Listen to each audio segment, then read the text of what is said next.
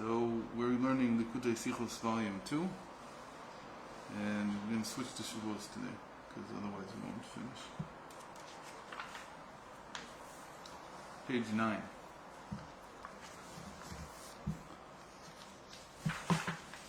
מתן תורה היה בחודש סיוון, החודש השלישי. So Matan Torah was in the third month. Third month since they came out of Egypt. There's only 3 months in the Torah that have that are enumerated: first, second, and third. Nisan, Iyar, and Sivan. מובן מכך שקיים קשר בין התורה לבין המושג שלישי. So there's a... What? It doesn't say the fourth month. Doesn't say. And why do you think of Rosh Chodesh Tammuz? If anything, then Rosh Chodesh Av. What? Yeah.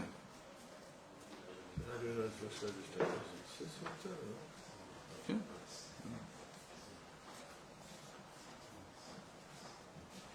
There's no fourth month in any case.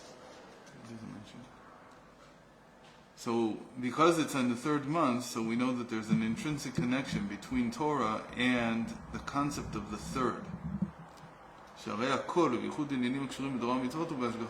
Everything is by divine providence, especially those things that are related to Torah and mitzvahs. נוסף על כך, נמצא הקשר שבין החודש השלישי ובין מתן תורה בפירוש דברי רז"ל. Beyond that, the sages have a saying that connects the Torah to everything that's third, ternary, as you say in higher English. Orayan Likkutei le'am Likkutei be'archat Likkutei. It says, Richach mana, blessed is Hashem, the lover, who gave a triple, meaning a ternary Torah, to a ternary people on the third month. And so everything in Torah is related to the number 3. So what's so special about the third? Because you would think that Hashem, that the whole purpose of Torah is to bring about the revelation of God as one. With one Torah. Why do you call it a ternary Torah?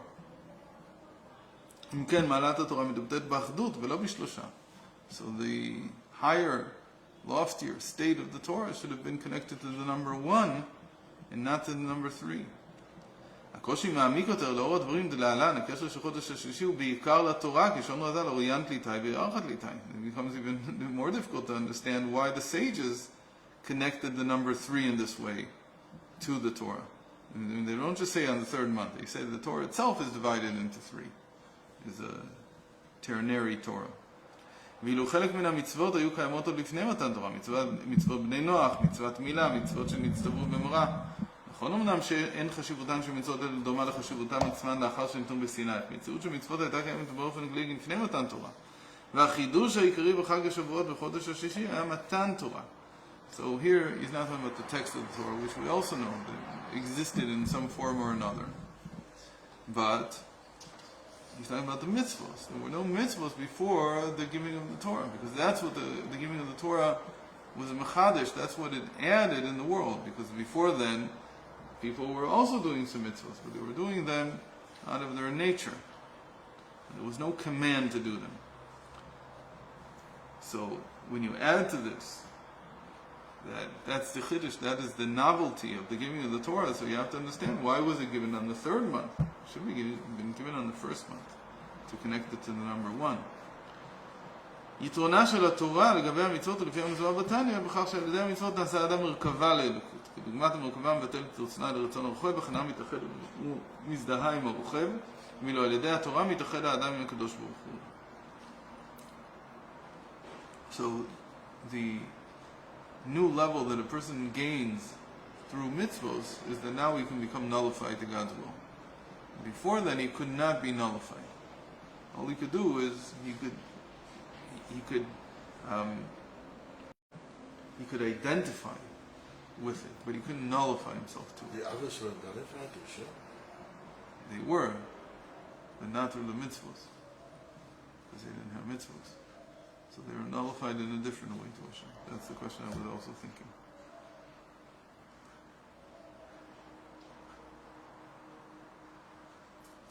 So because they were at a different level. Their nullification was related to their regular work in the world. Meaning they nullified everything to Hashem. We call that b'chol lechecha deo, or k'maasecha l'shem shamayim, that all your permissible things should be devoted to God. Their whole lives were like that because they didn't have mitzvahs, they didn't have any commandments.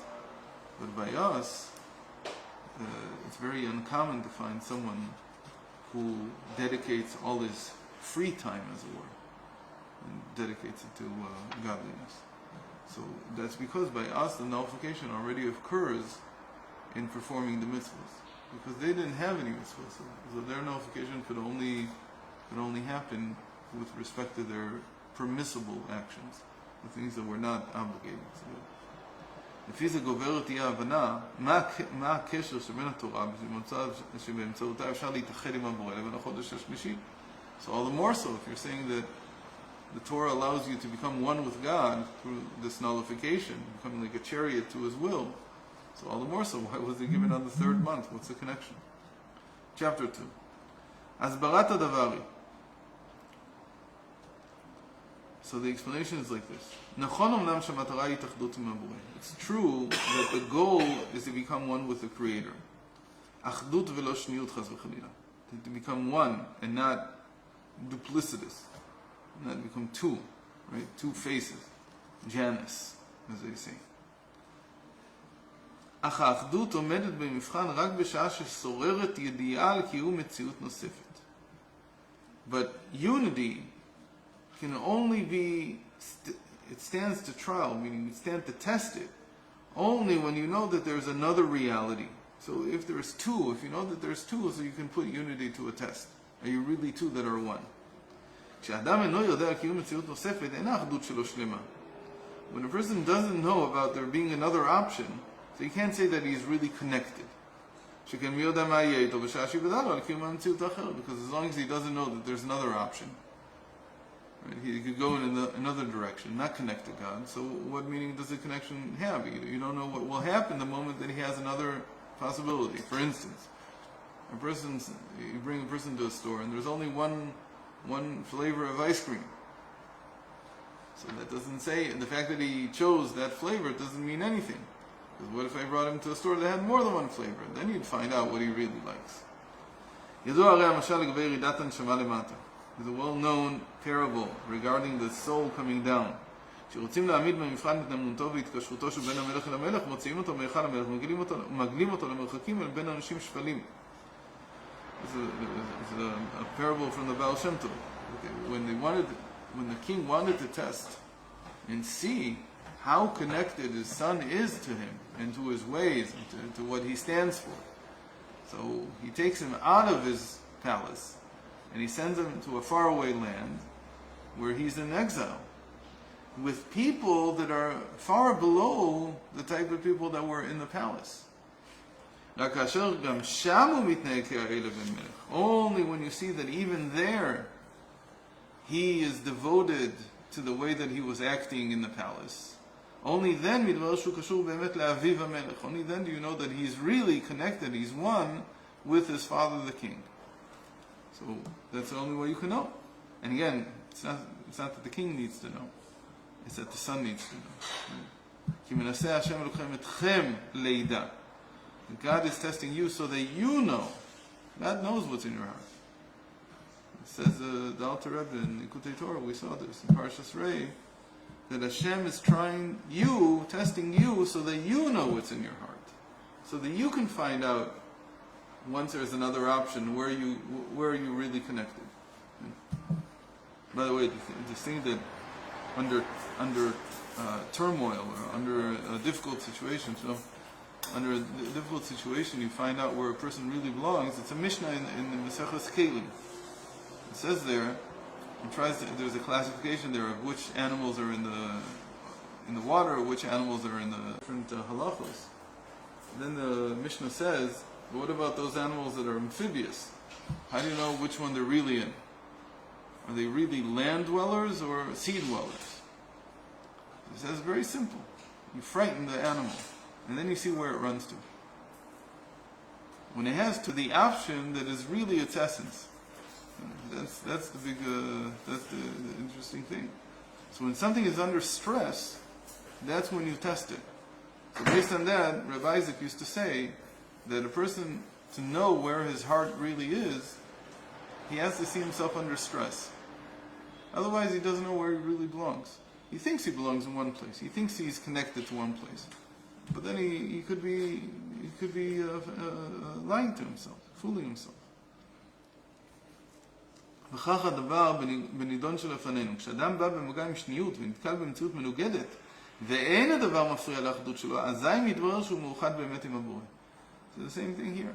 And when you come to some duplicity, and there's another option, and you could be perturbed by that, you could be moved by that, maybe lose your connection with God, but you don't, and you're still connected, then you know that you're really connected to Hashem. There's two ways that this unity, this whole unity, this consummate unity can be revealed. One is the one is that you can completely ignore the other option. It just doesn't exist.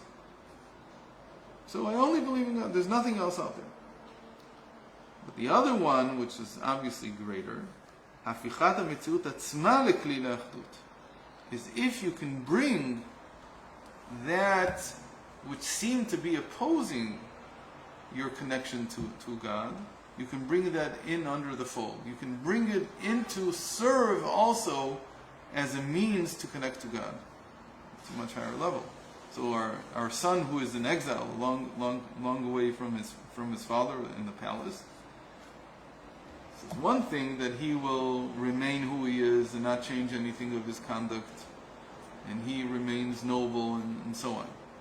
It's another thing altogether if he's able to go out and Mitzrayim.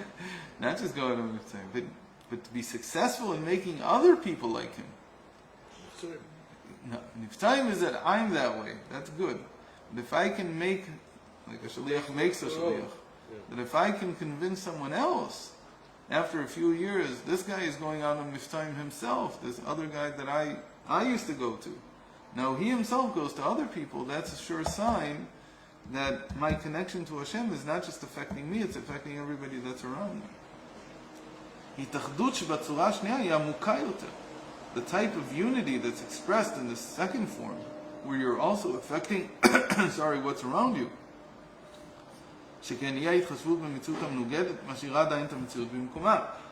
Because if all you have is the ability to ignore that which is opposing your unity with God, if all you have is the ability to ignore it, then that's a much lower level. ואילו נטילת המציאות והפיכתה לכלי לאחדות יוצרת התאחדות אמיתית ללא שיער. ללא שיעור, ללא שיער. It's a שיעור, I think.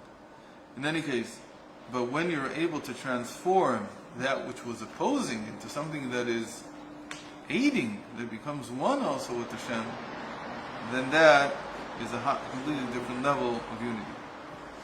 We have a few minutes. Chapter 3. שלושת הסוגים המנויים באחדות מתעתים במהותם של שלושת החודשים ניסן, אייר, סיוון. So the three types of unity, why do we have three types? Because we said the first type is that there's nothing else. There's only God. The second type is that you've gone into exile. There is another option, but you ignore the other option. The third type is not only do you not ignore the other option, but you bring that option to serve the unity with God. So that's 1, 2, and 3. 3 options. So these 3 options, these 3 different types of retaining your connection to God are manifested and they're expressed in their essence by these 3 months, Nisan, Iyar, and Sivan, first and second and third months. Nisan wa chodesh harishon. Nisan is called in the Torah the first month, b'chodesh harishon. B'Nisan הייתה יציאת מצרים. On Nisan they came out of Egypt. נגלה עליהם מלך מלכי המלכים הקדוש ברוך הוא. התגלות עליונה בלי כל קשר למטה. And we know that this type of revelation was from above to below. It had nothing to do with their merits. It was all an awakening from above. Kivarach ha'am, and all they could do was run away. They escaped Egypt. Okay? All they could do was run to God. That's all they knew. That's all there was in the world for them. So the first month, Nisan, is an example of there's only God. There's nothing else. And that represents that God comes from above to below and you don't need to do any work. So that's the type of unity where you're not being tested yet. Iyar is the second month.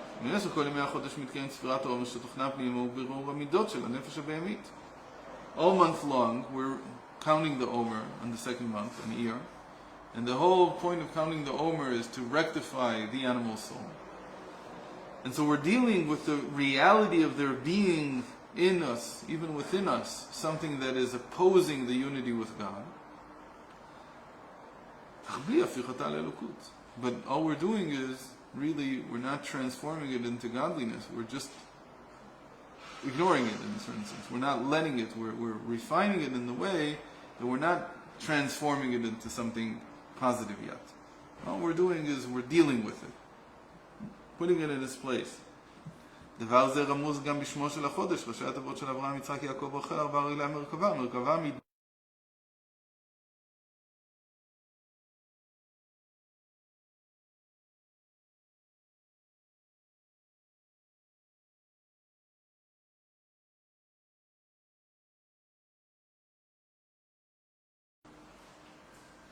It's like the mashal that when you're on a wagon with horses and you're going somewhere. So you're going where you want to go, but the wagon and the horses are not doing it for the same reason you're doing it. They have something else in mind, especially the horses. We're thinking about what the food they're going to get, but they're not interested in the real destination. They don't really care about that. Okay, so that's an example of this being a chariot. And the month of Iyar is an acronym for the 4 parts of the chariot: Avram, Yitzchak, Yaakov, and Rachel. Abraham, Isaac, Jacob, and Rachel. They are the 4 wheels of the chariot, and that's what we meant, that there's this to God, but you don't identify it. And that's the second option here, because you're not transforming anything. But Sivan, Chodesh Matan Torah, Chodesh HaShlishi, but Sivan is the 3rd month. What are we doing there? In the 3rd month there is already Mizug Amala Ve'amata L'Metziut Chadasha Shlishit Na'alet Mishneim Ha'itachdut Ve'itkalulut Ha'amitit Be'elokut. So Sivan is connecting above and below. How is it connecting above and below? Because when the Torah was given, that's what he's going to say in a moment, but I'm saying it first because I can't help myself. Because the Torah connects what's above and below. That was the whole point of the Torah. Because Hashem said before there was a decree that whatever's above cannot go below, and whatever's below cannot come above. There was no connection between the supernal realm and the mundane realm. But then Hashem gave the Torah. What do you mean He gave the Torah? The Torah became the liaison, became the connection. Hashem said, I'm coming down. What am I coming down? I'm coming down not just for the prophetic experience of the giving of the Torah. I'm coming down to give the Torah. So the Torah becomes the connection between the heavens and the earth.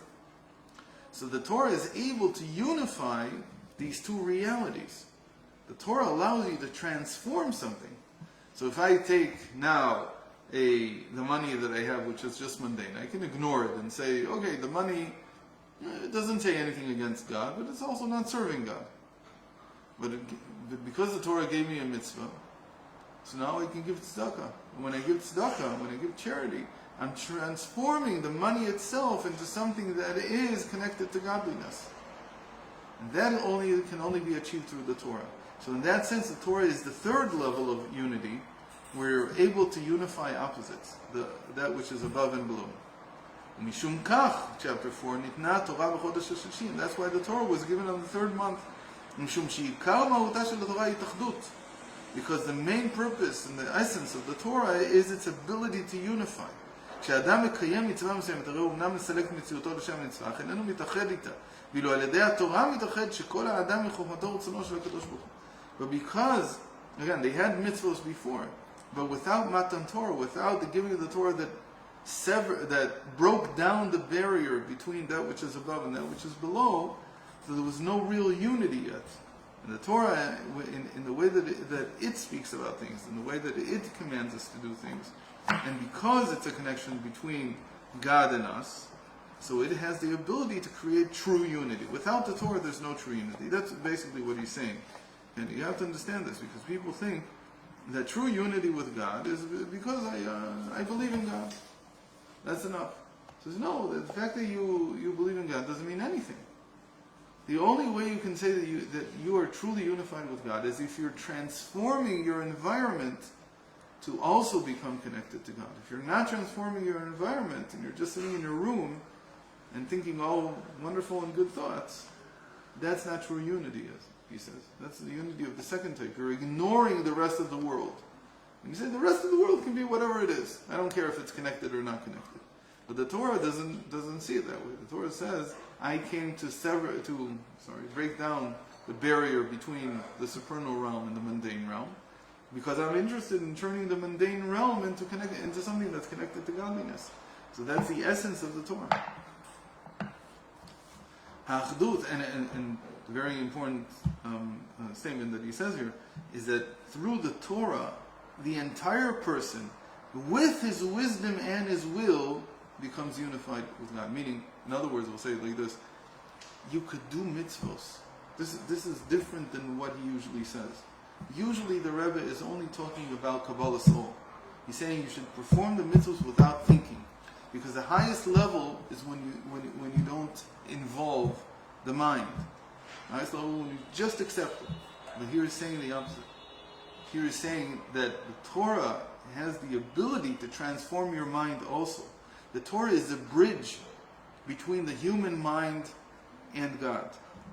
The Torah stands in the middle. It's not just a product of common sense, of reason. And on the other hand, it's not completely outside of this world like the mind of God would be. It's the bridge between the human mind and the divine mind. That's what the Torah is. It's a bridge. If you don't learn Torah, so you're still performing mitzvos. And even you're doing it with Kabbalah soul. You're doing it with accepting the yoke of heaven because you were commanded to, not because you understand it. But something is missing. And what's missing is what the Torah can give you, which is this bridge so that the mind can understand godliness. And that's essential. That's an essential ingredient. Because whenever you talk about three, whenever you say three, the first three that come to mind are Chokhmah, Bina, and Das. Are wisdom, understanding, and knowledge, the three intellectual faculties. And the point of the Torah is to connect those to godliness. That's why it was given in the third month. Because again, when you think about Torah, what is Torah? Torah is thought. Torah is thinking. You have to think. So a person who only has faith, but he doesn't have Torah, he doesn't have a real bridge to godliness. He has maybe his heart is in the right place. It's very good. It's very nice. But his highest faculty that he has, which is his mind, is still disconnected from godliness. Without learning Torah, there's no way that the mind can have any connection to God. You have to learn Torah. You have to understand. You have to think. האחדות של התורה, של ידי התורה, הוא עניין של שלישים, של שכל האדם עם חומרתו של הקדוש ברוך הוא. Right? That's what he's saying. This is the third type of connection, because the biggest part of us that's not connected to godliness, that would remain separate, even if we did mitzvos, is our minds, is our intellect. And if the whole thing about the Rambam, right? The whole thing about the Rambam is the Rambam was not willing to accept this. The science of his time was Aristotelian science. He's the example, he's the exemplar of someone who says you cannot compartmentalize. You cannot say, oh, there's science, and then there's Torah, like they do at YU. Right? Yeshiva University, that's their motto. Torah and Derech Eretz, they call it. Torah with the ways of the world. But it's not Torah and the way of it's with. It's completely opposed. And it leaves you in a state where your mind is not convinced that the Torah is not the Torah, but your mind stays in a state in which it's not connected to God. If you do chemistry and you don't see in chemistry godliness, then you haven't learned Torah enough to connect you to today it's very hard. I'm not saying that every person knows how to do it. But that was the thing that the Rambam set out. That's why he was the greatest of the greatest. He's the GOAT. He's the greatest of all time. Why? Because he would not let that sit. And he said, I will connect the science of my times to the Torah. That's what he does in the Mora Nevuchim. So much so, he says that I've done this, that he brings it into the halacha. And then all of Aristotelian science, not all of it, but the main points, he brings in the yad. He brings it in his legal codex. How can he do that? Because he says, I've connected it already. And when you learn this as a law, you're learning the Torah, even though it's like Aristotelian science. By the way, he's not just acknowledged in this way by Jews. I told you once that George Sarton was the man who single-handedly created history and philosophy of science, mostly history of science, in the 1930s and 40s in America. When he came, there was a 750th anniversary for the passing of the Rambam in Jerusalem. He came here. So he gave a whole talk about the Rambam. The main thing he said is that there's never been another person who's been able to connect entirely science with religion. There's never been another person like this anywhere. No, it's from Princeton. ולכן משה קיבל תורה מסיני. מצוות ניתנו גם במרח. תורה ניתנה בסיני בלבד, שכן אף עניינו של הר סיני הוא ייחוד שני כותבים, במרח ישמעו תוריה, ייחוד המתבטא בתורה דווקא. And so again, this idea that you can connect the mind to God, because the mind is the real part that is left hanging, compartmentalized, left out of the picture by most people. That is what was given at Sinai. Why? Because now you can connect two opposites. And these two opposites, they are what Sinai represents, as we've seen in the previous discourses. That Sinai is a mountain, but at the same time it's a lowly mountain. So it connects the opposites. Okay, so there's a lot more to say about this. Actually, now I'm writing a shiur class from Rav Ginsburg that I hope will come out in Wonders, not here in Israel because they are stingy and they won't print another 16 pages in the Wonders, but in America it's going to come out. It's an incredible class called Likkutei, called the threefold Torah, the ternary Torah. And there he explains how at every level the Torah connects the mind with God. Okay. Shakar. We'll speak again tomorrow, God willing. Bezrat Hashem Yisrael.